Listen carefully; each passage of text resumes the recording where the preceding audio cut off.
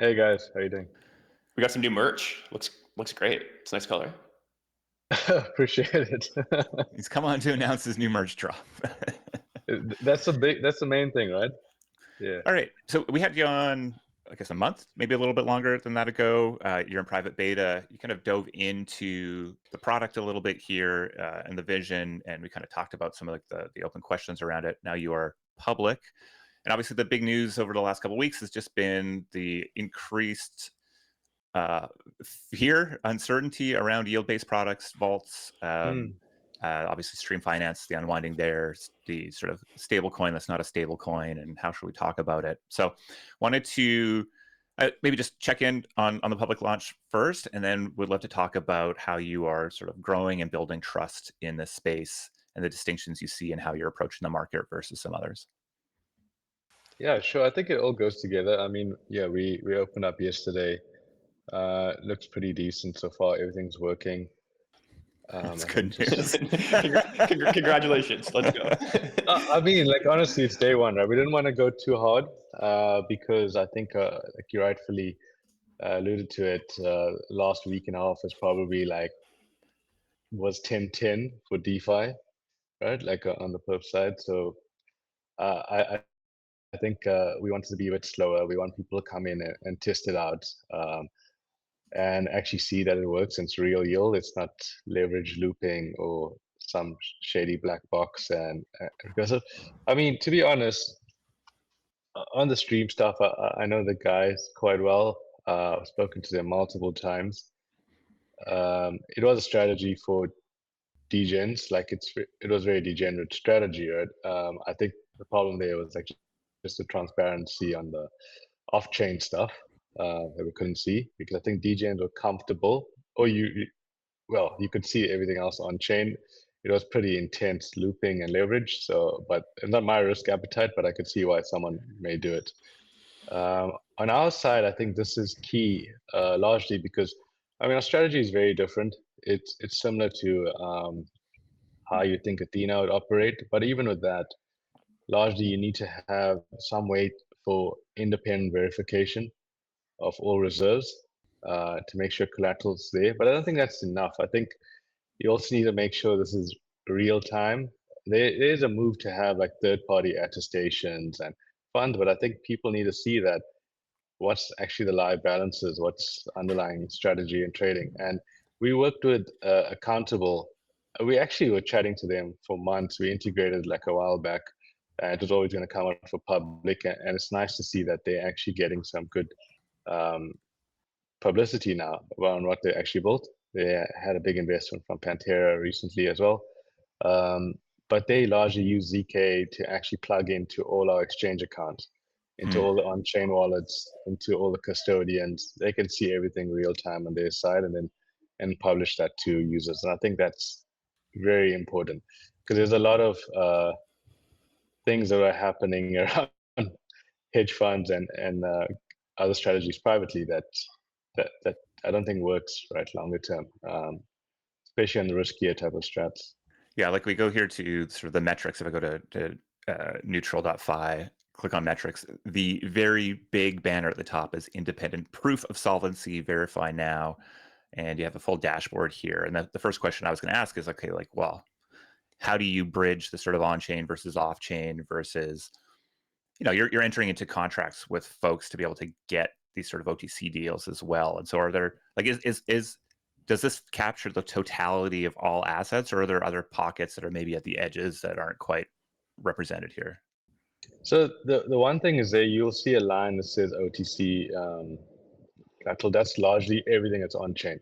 So there's no forward contracts in the strategy. Like if we do enter into OTC, we bought those tokens. They are sitting with us. They are vesting to us immutable on chain contracts. They're either directly with us or like on a like Magna or something, right? Like one of the on-chain vesting things. So there's no like legal thing that's not shown there. So everything is shown. The one thing that we will announce, and actually is coming out soon, is I think we want to be safer around how you manage or value that collateral. Because like easily I could just say, okay, this is OTC collateral, it's valued at spot because that's what it's trading on all exchanges and exchanges. We haven't done that. So we've actually taken massive discounts to the collateral. So the reserves there technically could be higher if you wanted to show it like that. But how do you figure out a discount on these so tokens? we look at what we think would be paid for it. So we've already bought it at a discount. Like all these things have been bought at like 40 to 50% discounts. Then we worked with people like Susquehanna, other desks like Amber, other places like Styx as well, or a couple other brokerage firms, and looked at what would you buy these tokens at today. And then like from the discount that we actually initially purchased, and from there we've discounted it even further. I think that's just a safer way to prove it. But that entire methodology is coming out later this week on that. What are the yields you're seeing today? I think if you click into kind of your two strategies, notably it doesn't show an APY. I guess I'm curious why that is, and maybe what the yields are today. So I mean, we launched yesterday. What will happen in the next week, we'll start paying out the yield, and then APY will settle, because APY is largely denominator, is like depends on people that staked. So we can only know once people have staked what those users are getting, and then it'll all be live and APY tracked, and then like past performance. Right now in the market, I say across like most of the OTC stuff, you're still seeing stuff like north of 25%. What's happened there is like one part of the kicker is usually basis or funding rates. That's basically been pretty low for the last month across all products. So even if you're just trading yourself, like normal cash and carry. So that's brought that down a bit, but it's still be north of about 2025 if you actually like enter into an OTC arb trade right now. Got it. And I guess as you look across the competitive landscape, I'm curious who you think about as the competitive set. Obviously, what happened with Stream is everyone competing on APY, or there's some subset of people competing on APY, so you get pushed further and further out the yield curve. I assume that's not who you're competing against, but is it this kind of subset of people who want delta neutral strategies, and then this kind of OTC model is interesting to them for some reason? Or like, how do you think about that? Yeah, it's actually really interesting. I think when we thought of Neutrl initially, like to do this and bring it on chain, I mean, I would have thought my competitors would largely be Athena, Resolve, Usual at that time. It was pretty big. I mean, they're not really that big anymore, right? Besides Athena. So I don't really see that. And our strategy is very different. Like you mentioned, Stream was a very degenerate looping, leveraging DeFi strategy. Ours would be basically just doing this OTC arb or liquid cash and carry. So I would say Athena, but like largely we're not doing what they do. They just do the normal like basis. Those yields are a bit lower. We're still way smaller than them. We just started. So I think we have a niche and a way to execute safely. And if we actually pay out and people can verify what we're doing, we could be in a good place. It's just a new yield we're tapping into it. We're not doing like something like a Sky, which I think is probably the best on-chain savings. Can I use it myself? So my wife and daughter don't have something if I am too degenerate on other things. but largely, I think those are it's complementary. It's a different type of strategy.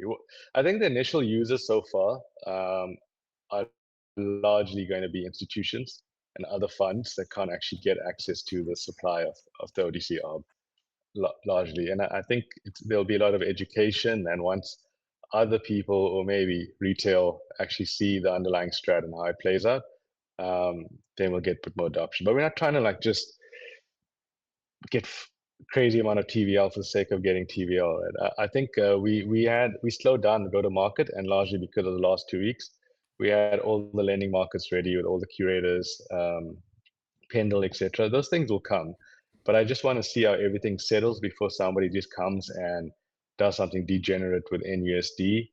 And even if we have warning signs, and I mean, DeFi degenerate, we all do that, right? Like you'll push it to the edge, even if someone is trying to tell you don't go loop something like 15 times. Looper's gonna loop.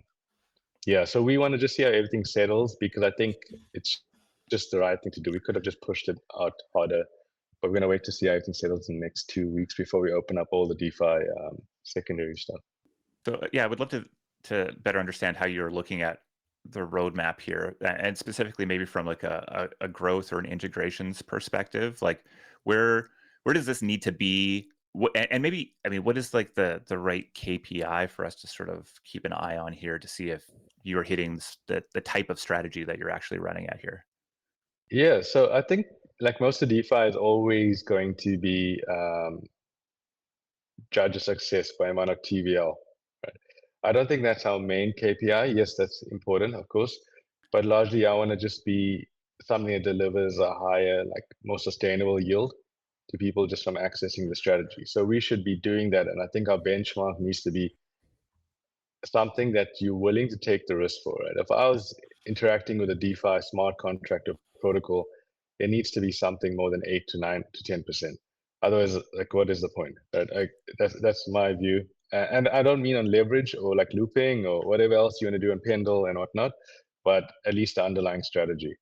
And I think that's what we're working hard to make sure we maintain that. And it needs to. We've had a couple tests already since we spoke. Actually, we had 10-10 like when everything crashed. Right. We never got. Yeah, we were like pretty secure. So that was one test to show the strategy actually plays out. The shorts went very deep in profit. So on what we were already running. So largely, the book is very low leverage right now.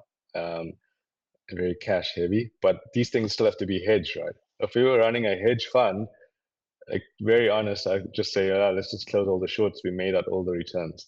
Like everything is done. Like even if the lock token become free money for whatever, Right. like whatever price they actually vest afterwards.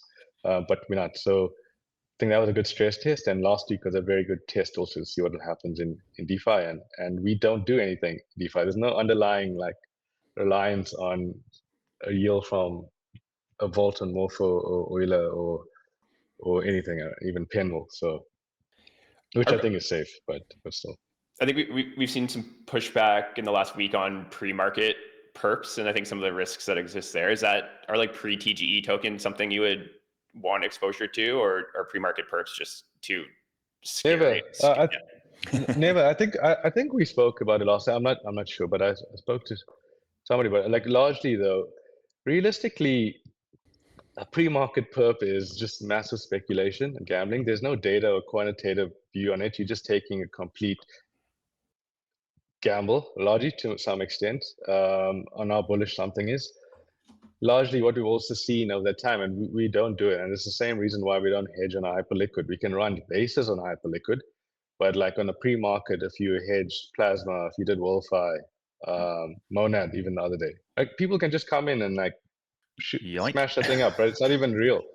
And then it dumps after that. But realistically, you can't do this on pre-market.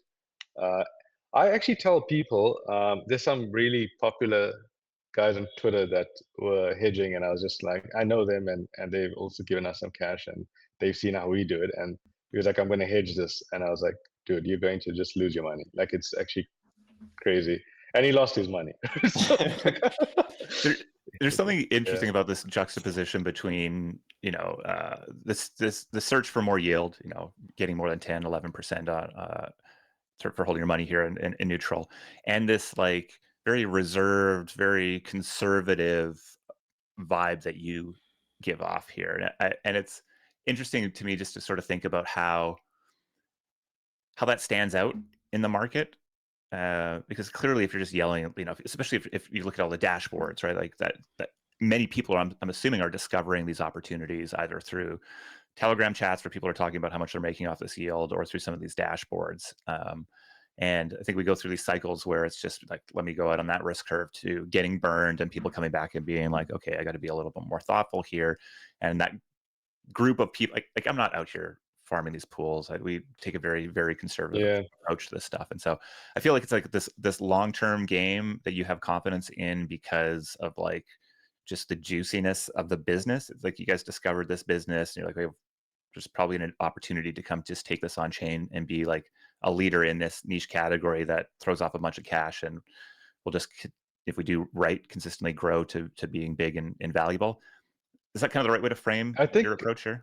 I mean, I think that's very generous, but I think largely that is kind of the way we're thinking about it. We could push, you can do a lot of the things that other people do to like get TVR quickly and play games and all of that stuff. Like the team, like, to be honest, are financially secure outside of Neutrl. They are all traders. They've all done this stuff. They've worked in market makers, trading funds for many years. Like, we just think we're doing something that really is a good business, will generate a lot of revenue for users. I mean, right now, the beauty of it is that I can see what has kind of been, how the book will play out as soon as we have things in, because we can kind of match the deals. There's no like really long time to deploy versus like some of the other new yield things that are coming out. I mean, I like what people are doing, but I'm not reliant on something that's generating yield from not even crypto native. These are all from market, like crypto markets and trading. I think Neutrl, the way I see it, right, when you ask the question on competitors, like some of our competitors that I would have thought were like going to be much stronger at this point, they generated about like 20 to 25 mil on like 400 to 500 mil TVL last year. We'll generate that on like 50 mil of TVL, like where everything works out. And I think that's like something, if you can keep doing it,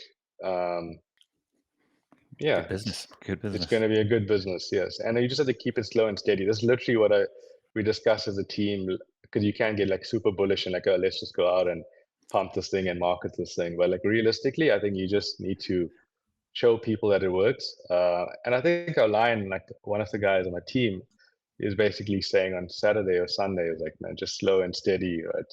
I mean, we don't need to. I mean, I think that's the era we're walking into in crypto here. Maybe not, slow and steady, but steady, definitely.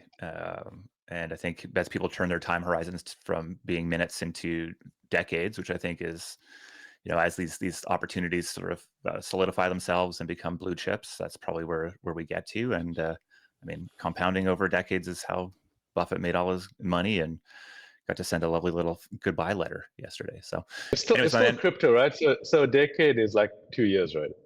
So fair. but yes, dog years. Yeah. Fast and steady. All right, man. We gotta let you go here. Otherwise, we're gonna have you. time for our other guests. But love the merch. Thanks for announcing it here live with us today. Yeah, man. Congrats on the launch, and we'll continue to check in. Yeah, we'll keep it going very steady. Thanks, right, guys. Peace, man.